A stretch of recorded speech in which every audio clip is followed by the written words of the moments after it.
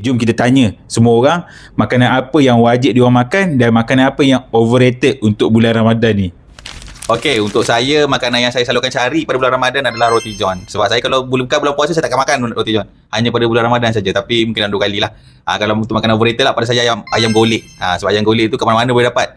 Rasa pun biasa-biasa je. Biasa je. Alright, kalau saya untuk makanan yang wajib masa bulan Ramadan tu ayam golek. Okay, tapi kalau makanan yang overrated, nasi biryani lamb shank yang beratur tu.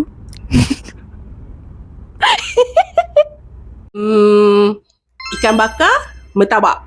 Overrated, roti john kot. Dia sibuk tanya orang kan. Kita tanya pendapat dia pula macam mana. Okay, untuk aku makanan yang wajib selalunya tepung pelita lah. Selalu sebab mak request. Memang kena beli lah tepung pelita. Untuk makanan overrated, tak kata overrated, tapi meninggalkan titik hitam adalah murtabak.